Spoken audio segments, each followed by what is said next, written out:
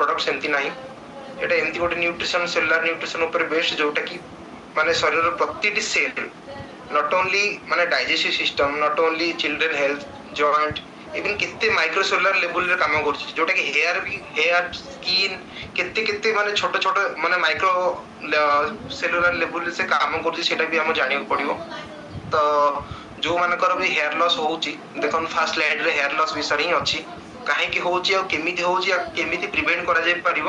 ଟିକେ ଧ୍ୟାନ ରଖିକି ଶୁଣନ୍ତୁ। ଆଉ ଯାହା ଯାହା ବି ଲାଷ୍ଟକୁ ଯୋଉ ସ୍ଲାଇଡ୍ ଅଛି ସେଇ ହିସାବରେ ସେଇ ପ୍ରଡକ୍ଟ କେମିତି ନିଜ କୋଚଙ୍କ ସହିତ କଥା ହେଇକି ଇମ୍ପ୍ଲିମେଣ୍ଟ କଲେ ସେଇଟା ବି ଆପଣଙ୍କୁ ଲଙ୍ଗ ଟର୍ମ ହେୟାର ଲସ୍ ରୁ ଆପଣଙ୍କୁ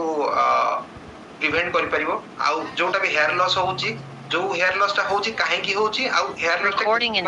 ଦରକାର, ନର୍ମାଲ ହେୟାର ଲସ୍ କେତେ ରହିବା ଦରକାର, ଆଉ ଗୋଟେ ଆଦମିର କେତେବେଳେ ସିଏ ମାନେ ପରିଶାନ ହେଇଯାଏ, ମାନେ କେତେବେଳେ ସବୁବେଳେ ଷ୍ଟ୍ରେସ୍ ରହିଛି କାହିଁକି ମୋର ମାତ୍ରାଧିକ ହେୟାର ଲସ୍ ହଉଛି, ତ ତାର କଜ୍, ତାର ଟ୍ରିଟମେଣ୍ଟ ଆଉ ପ୍ରିଭେନ୍ସନ୍ ତିନିଟାକୁ ଜିନିଷ ଜାଣିବା। ଦେଖନ୍ତୁ ଆନାଜେନ୍, କାଟାଜେନ୍, ଟିଲୋଜେନ୍ ଆଉ ଆର୍ଲି ଆନାଜେନ୍ ଫେଜ୍, ଏଇ ଚାରିଟା ଫେଜ୍ ବିଷୟରେ ମୁଁ ଆଗକୁ କହିବି କଣ କଣ ତାର ମିନିଂ କଣ। ପ୍ରଥମେ ଜାଣିବା ହ୍ୱାଟ ଇଜ ହେୟାର। ହେୟାର କହିଲେ କଣ ବୁଝେ? Hair is a protein. Hair ମାନେ କଣ ଆକ୍ଚୁଆଲି? ହେୟାର କେମିତି ଗଠନ ହେଇଛି? ହେୟାର ର ଆକ୍ଚୁଆଲି କମ୍ପୋଜିସନ ହଉଛି କେରାଟିନ। କେରାଟିନ କଣ? କେରାଟିନ ହଉଛି ଗୋଟେ ପ୍ରୋଟିନ। ତ এই କେରାଟିନ ଟା କେମିତି ଆସିଲା? ଏଇଟା ମାନେ କୋଉ ମାନଙ୍କ ଶରୀରରେ ଦେଖାଯାଏ? ଏଇଟା କେବଳ ମାମାଲ୍ସ ମାନେ କେବଳ ଗୋଟେ ଗ୍ରୁପ ଅଫ ଯୋଉ ଆଡଭାନ୍ସ ଗ୍ରୁପ ଅଫ ଅର୍ଗାନିଜମ ଯୋଉମାନେ ଅଛନ୍ତି, ମାନେ ମଣିଷ ହେଲା, ତା ବାଦ ଯୋଉଟା ମାଙ୍କଡ ହେଲା, ଆମ ମାନଙ୍କର ମଙ୍କିଜ ମାମାଲ୍ସ ଯୋଉ ଫ୍ୟାମିଲି ଭିତରେ କି ଯାଉଛନ୍ତି, ମଙ୍କିଜ ହେଲା, ଆମର ରାଟ୍ ହେଲା, ମାମାଲ୍ସ ହେଲା, ଏଇ ମାନେ ସବୁ ଜିନିଷ ଯୋଉମାନେ ଯାଉଛନ୍ତି ସେଇମାନଙ୍କର ଅଛି। ଆଉ ଯେତେ ସବୁ ଆନିମଲ ଏବେ ଦେଖୁଛନ୍ତି, ଯୋଉ ସବୁ ଆନିମଲ ଯୋଉମାନେ ରହୁଛନ୍ତି ତାଙ୍କର ହିଁ କେବଳ ହେୟାର ଡେଭଲପ ହେଇଛି, ତ ସେମାନଙ୍କୁ ନେଇକି ସେଥିପାଇଁ ତାକୁ ଗୋଟେ କିଙ୍ଗଡମ ରେ କରାଯାଇଛି, ସେଟା ହଉଛି ମାମାଲ୍ସ। ତ ହେୟାର ଏଠି ବି ଲେଖା ହେଲା ଇଟ୍ ଇଜ ଆନ୍ ଆଉଟଗ୍ରୋଥ ଅଫ ଦ ଏପିଡର୍ମିସ୍। ତ ଏଇଟା ସମସ୍ତଙ୍କର ଥାଏ, ସବୁ ମାମାଲ ମାନଙ୍କର ଥାଏ। ତ ଏଇଟା ଦେଖନ୍ତୁ, ଯେତେବେଳେ ଗୋଟେ ଭିତରୁ ଆସିଲା, ଆମେ ଯୋଉଟା ଦେଖୁଛେ ବାହାରୁ ସେଟା ହଉଛି ହେୟାର ସାଫ୍ଟ। ତା ଯୋଉଠୁ ଜଷ୍ଟ ସ୍କିନ୍ ସର୍ଫେସ ଯୋଉଠୁ ଉଠିଛି, ଯୋଉଠୁ ଜଷ୍ଟ ଆରାଇଜ ହେଇଛି, ନିଜ ହେୟାରକୁ ମାର୍କ କଲେ ଜାଣିପାରିବେ ସେଇଟା ହଉଛି ଏପିଡର୍ମିସ୍। ତା ଭିତରେ ରହିଲା ଡର୍ମିସ୍। ଡର୍ମିସ୍ ର ଜଷ୍ଟ ମଝିରେ ଗୋଟେ ସେବାସିୟସ୍ ଗ୍ଲାଣ୍ଡ ଅଛି। ସେବାସିୟସ୍ ଗ୍ଲାଣ୍ଡ କଣ କରିବ ନା, ସେ ହେୟାରକୁ ଯୋଉ ଆମର ଯୋଉ ହେୟାର ଅଛି ତାକୁ ତାର ଷ୍ଟ୍ରକ୍ଚର, ତାର ସେପ୍, ତାକୁ ଷ୍ଟ୍ରେନ୍ଥେନିଂ କରିକି ତାକୁ ସେ ଅଏଲ କୁ ସିକ୍ରେଟ କରେ। ଅଏଲ ସିକ୍ରେଟ କଲେ କଣ ହବ କି, ମାନେ ଆମର ହେୟାର ଟା, ସମସ୍ତଙ୍କ ହେୟାର ନହେଲେ ସାଙ୍ଗେ ସାଙ୍ଗେ ଏମିତି ଟାଣିଦେଲେ ଝଡି ପଡନ୍ତା, ଏମିତି ହଉନି ନା। କଣ ପାଇଁ ନା, ସିଏ ତାକୁ ସେତିକି ଷ୍ଟ୍ରଙ୍ଗ କରିକି, ସେତିକି ଅଏଲ ଦେଇକି, ସେତିକି ନରିଶମେଣ୍ଟ ପ୍ରୋଭାଇଡ କରିକି ତାକୁ ରଖୁଛି ସେଇଥିପାଇଁ। ଆଉ ସବୁଠୁ ରୁଟ ଯିଏ ଅଛି ସେଟା କଣ ନା ପାପିଲା। ପାପିଲାକୁ ଆମର କ୍ୟାପିଲାରି, ସେଠି ବି ବ୍ଲଡ ଫ୍ଲୋ ମାନେ ସପ୍ଲାଇ ଅଛି। ତ ଯୋଉଟା କି ସବକ୍ୟୁଟାନିୟସ୍ ଟିସ୍ୟୁ ରୁ ଆସୁଛି ବ୍ଲଡ ଫ୍ଲୋ, ଯୋଉଟା କି ହେୟାର ର ଯୋଉ ଲାଷ୍ଟ ପଏଣ୍ଟ ଯୋଉଟା ପାପିଲା, ତାକୁ ବ୍ଲଡ ସପ୍ଲାଇ କରୁଛି। ତ ଏବେ ଆଉ ଟିକେ ଜାଣିବା ହେୟାର ର କେତେଟା କଣ ଷ୍ଟ୍ରକ୍ଚର ଅଛି। ଆମେ ଯୋଉ ହେୟାର ଦେଖୁଛେ ତାର ତିନିଟା ଲେୟାର ଅଛି, ଗୋଟେ ହଉଛି କ୍ୟୁଟିକଲ, ଆଉ ଗୋଟେ ହଉଛି କର୍ଟେକ୍ସ, ଆଉ ଗୋଟେ ମେଡୁଲା। କ୍ୟୁଟିକଲ ଟା ହଉଛି ସବୁଠୁ ଆଉଟର ଲେୟାର, କର୍ଟେକ୍ସ ଟା ହଉଛି ସବୁଠୁ ଇନର ଲେୟାର, ଭିତର ମେଡୁଲା ଟା ହଉଛି ସବୁଠୁ ଇନର ଲେୟାର, ଆଉ କର୍ଟେକ୍ସ ଟା ହଉଛି ତାର ଇଣ୍ଟରମିଡିଏଟ ଲେୟାର, ତା ମଝି ଲେୟାର ଟା। ତ କ୍ୟୁଟିକଲ ଟା ଆମର ଯୋଉମାନେ ହ୍ୟୁମାନ ହେୟାର ଥାଏ ସେମାନଙ୍କର ନର୍ମାଲି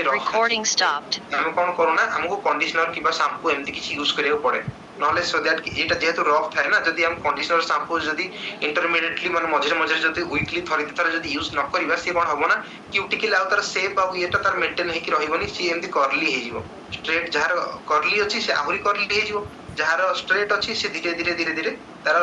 ମାନେ ଯୋଉ ଷ୍ଟ୍ରକ୍ଚର ଆଉ ସେପ୍ ଅଛି ସେଟାକୁ ମେଣ୍ଟେନ ନ କରିକି ବେଣ୍ଡ ହେଇଯିବ, କିଙ୍କ ହେଇଯିବ। ସେଥିପାଇଁ ଆମେ କଣ୍ଡିସନର ୟୁଜ କରିବାକୁ ପଡେ। କର୍ଟେକ୍ସ ରେ କଣ ଅଛି, ଯୋଉଟା କି ଆମର ତାର ଜଷ୍ଟ ଭିତର ଲେୟାର, ସେଠି ସେଥିରେ କିଛି ନ୍ୟାଚୁରାଲ ପିଗମେଣ୍ଟ ଯୋଉଟା ମେଲାନିନ ଅଛି, ସେଥିପାଇଁ ଆମର ହେୟାର ଟା ବ୍ଲାକ କିମ୍ବା ହ୍ୱାଇଟ, ସେଟା ଆମେ ସେଇ ହିସାବରେ ଆମେ ଦେଖିବୁ। ଇଣ୍ଡିଆନ ପପୁଲେସନରେ black due to melanin pigment only, ଯୋଉଟା କି କର୍ଟେକ୍ସ ରେ ହିଁ ଅଛି, ସେଥିପାଇଁ ଆମ ମାନଙ୍କର ହେୟାର ବ୍ଲାକ। ଆଉ ମେଡୁଲାରେ କଣ ଅଛି, ମେଡୁଲାରେ ଯୋଉଟା କି ସବୁଠୁ କୋର ସିଷ୍ଟମ, ଯୋଉଟା କି ଭିତରେ ସବୁଠୁ ଇଏ ଅଛି। କିଛି ଜଣ ଲୋକଙ୍କର ମାନେ ଆମର ମେଡୁଲା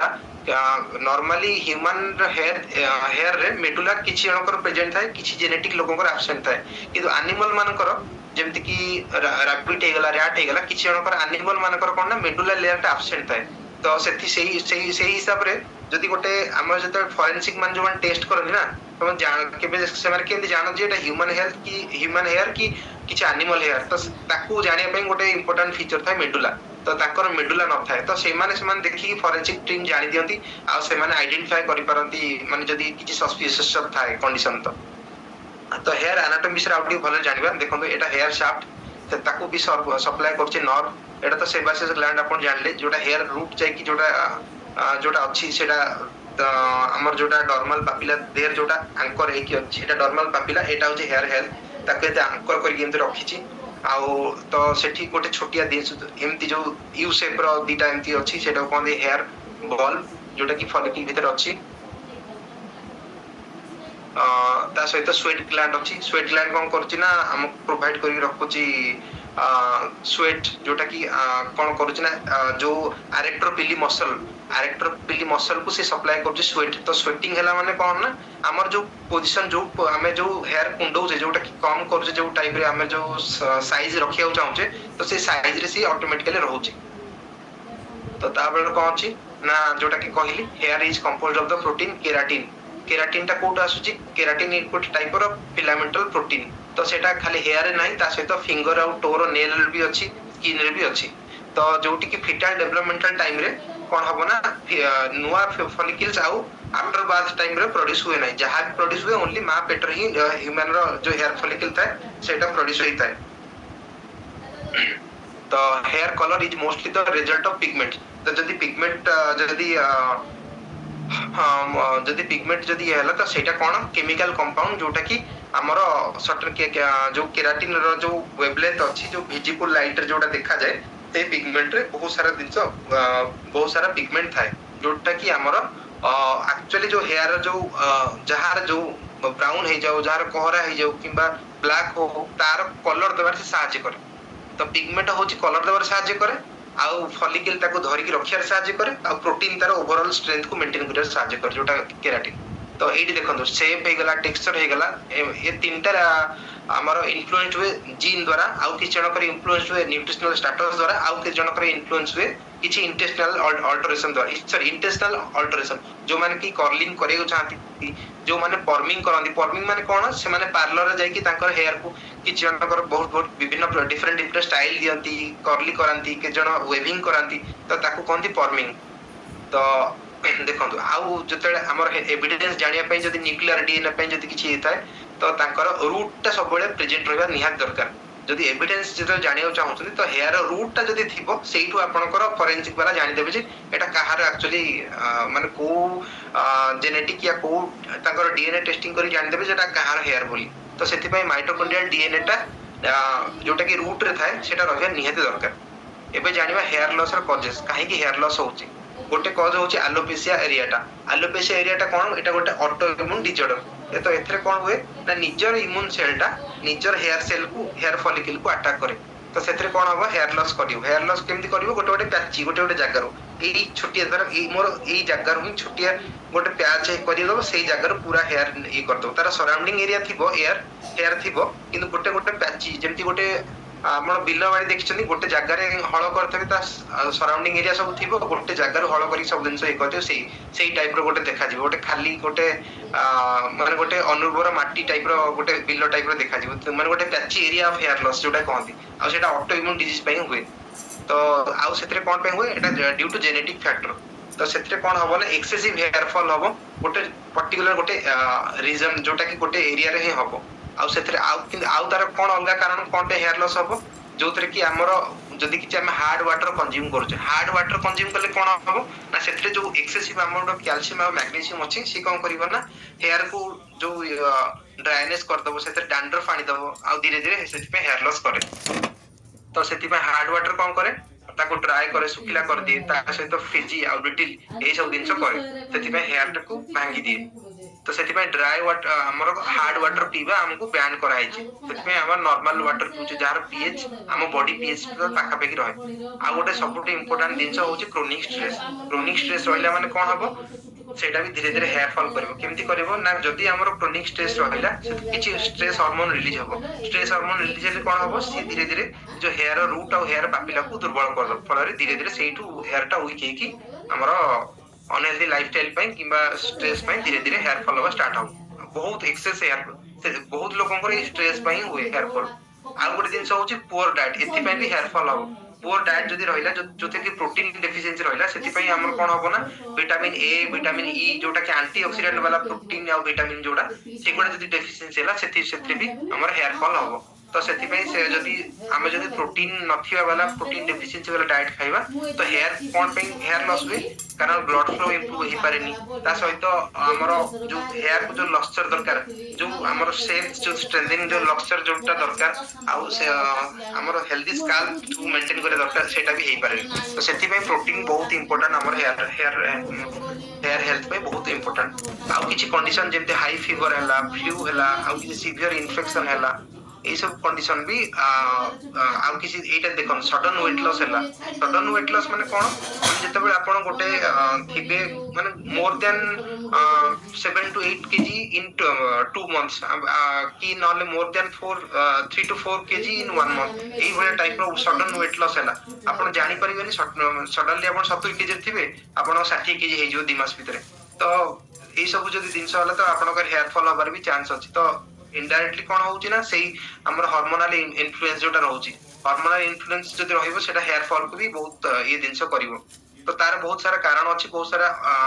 अलगा अंडरलाइंग डिजीज अछि तो सेगुडा मु डिटेल रे जाउनी तो एति मन रखन जो मानकर सडन हेयर लॉस होउची सडन वेट लॉस होउची तांकर भी हेयर फॉल होबार चांसेस बहुत सारा जिंस अछि तो ए देखंतु top 5 reasons for the hair loss in hypothyroid patient जो मानकर थायराइड अछि से मानकर भी हेल्प हबो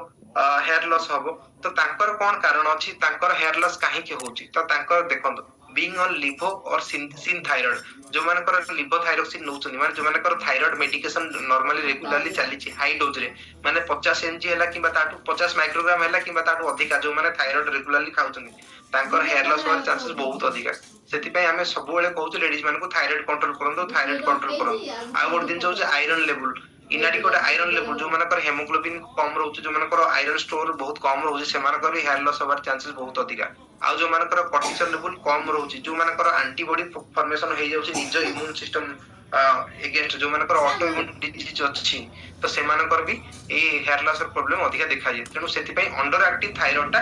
माने major cause of hair loss सेति पय हमें थायराइड को हमें सब बेले कंट्रोल रे आनिया दरकार এবং सब बेले थायराइड जो मानकर अछि से माने 3 मास र 6 मास सब बेले रेगुलरली चेकअप हेकी ताकर थायराइड फंक्शन टेस्ट करिया निहा दरकार आ गोटे देखंतो टाइट ब्रेडिंग और हेयर टाइम जो कुंडेला बेले जदी किछि अनहेल्दी किछि प्रैक्टिस जद करले किछि आपण जदी एमती सडनली तरतर है कि करले किबा आपनकर जदी कोनसी हेयर ड्रायर हो किबा हेयर किछि जो मानकर लेडीज मानकर बहुत सारा एबे एडवांस्ड हेयर कम आसिलानी जो ताकर यूज न जानि कि जदी सेमती किछि करूचंती फॉर्मिंग करूचंती किबा जो हेयर डाई लगाउचंती ताको जोटा सूट करूनी ताको हेयर को ताको हेयर हेल्थ पई तो सेमिति हेले कोन होबो ना सेगुडा भी जो केमिकल बहुत सारा मार्केट रे आसु सेतरे बहुत सारा केमिकल सेतरे बहुत सारा स्टेरॉइड बहुत सारा मिथाइल पैराबेन बहुत सारा दिन सेतरे मिसुची तो हाइड्रोजनेटेड डाई बहुत सारा दिन मिसुची सेतरे सेगुडा करले भी हमर हेयर लॉस धीरे धीरे हुए तो हे देखो excessive use of hair dye जोटा हम आपन एबे कहली आ कि जे हिटिंग प्रोडक्ट आ जो माने पार्लर जो आउचंती बहुत सारा जो डिजाइन करचंती से माने कोन लगाउचंती तो से माने को जणा तो से सब दिन जो आपन पार्लर रे जाउ ता पूर्व जानिया दरकार जे हम को दिन रे यूज करछे और सेटा मो हेयर प्रति केते हार्मफुल हबो कि केते बेनिफिशियल हबो आपन तो स्टाइल तो कर देकी पळे आसीबे सेटा तो टेम्पररी दिनसो किंतु ता परे जो दिनसटा लॉन्ग टर्म जोटी हबो किछि 7 दिन पर हो 10 दिन पर हो 15 दिन पर जो दिनसटा बाहरिबो जेते आपण कुंडेइबे बहुत सारा दिनसो पानिया रे बहुत सारा लेडीज मानकर हेयर आसी जाय तो एटा भी गोटे माने गोटे मेन रीजन ए देखो hormonal changes in women that can affect hair loss जोटा कि आगुर मु कहि आसी हार्मोन भी बहुत इन्फ्लुएंस करे ता बाद हो जे एनीमिया एबे जस्ट कहली जो मानकर लो आयरन लेवल रहला कि जो लो हेमोग्लोबिन लेवल जो मानकर रहला जो माने मेनली रिप्रोडक्टिव एज ग्रुप रो फीमेल 20 to 49 इयर्स से मान को करे जो माने एनीमिया रे सफर करथि से मानकर भी हेयर लॉस हुए तो सेति पई ताकर से माने को निजर हेमोग्लोबिन लेवल निजर आयरन लेवल सब मेंटेन करि रखिया निहाती जरूरी तो हेयर फॉल को हमें केमिति स्टॉप करबा देखो तो temporary hair loss due to stress and other factor may improve with relaxation and rest यदि आपण स्ट्रेस पई हेयर लॉस होउची कि अदर हार्मोनल इन्फ्लुएंस पई हेयर लॉस होउची तो सेगुडा तो आपण माने रिवर्सिबल कॉज यदि आपण स्ट्रेस मैनेज करि परले हैंडल करि परले ता बाद रिलैक्सेशन काम रही सब दिन सब कोई करले तो ता बाद यदि डाई आ ये पई किछि हार्मोनल इन्फ्लुएंस पई हो तो सेगुडा को आपण अवॉइड करले ऑटोमेटिक हे परिबो हेयर लॉस ए सॉरी हेयर लॉस को प्रिवेंट करि परिबो ତା ବାଦ ଏଇଟା ବି ଗୋଟେ ଜିନିଷ ଯେମିତି avoid hair styling practices and products that can damage hair, ଯୋଉଟା କି ଯେମିତି ମୁଁ କହିଲି ହେୟାର ଷ୍ଟାଇଲ ର ଯଦି ପ୍ରାକ୍ଟିସ ଆପଣ ଛାଡିକି ଯଦି ନର୍ମାଲ ସବୁ ଗୋଟେ ଷ୍ଟାଇଲ ରେ ଆପଣ ପ୍ରାୟ ସବୁବେଳେ ଚେଷ୍ଟା କରିବେ ଯେ ମୋର ମାନେ ଚୁଟିଟା ଏଇ ଷ୍ଟାଇଲ ରେ ହିଁ କୁଣ୍ଡେଇବା ଦରକାର, ଏଇଠୁ ହିଁ ମୋର ମାନେ ସୁନ୍ତାଣି ସେମିତି କରିବା ଦରକାର, ସବୁବେଳେ ଅଲଗା ଅଲଗା ଷ୍ଟାଇଲ ଆଭଏଡ କରିବା ଦରକାର। ଆଉ କିଛି କେମିକାଲ ଯୋଉଟା କି ଆପଣ ଜାଣିନଥିବେ ହାର୍ମଫୁଲ କେମିକାଲ ତାର କାମ କଣ ଆଉ ତାକୁ ସେ କେମିତି ଆମର ହେୟାର ହେଲ୍ଥ କୁ ଡ୍ୟାମେଜ କରୁଛି କି କଣ, ତ ସେଇଟାକୁ ଆପଣ ସବୁଦିନ ନୂଆ ନୂଆ ସେ ଯୋଉ ଡାଏ ଲଗେଇବା ଆଭଏଡ କରିବା ନିହାତି ଦରକାର। ତା ବାଦ ଆପଣ ୱାଟର କ୍ୱାଲିଟି ଚେକ୍ କରିବା ଦରକାର, ହାର୍ଡ ୱାଟର ଯେମିତି ମୁଁ କହିଲି ତାକୁ ମାନେ ଲଗେଇବା କି ତାକୁ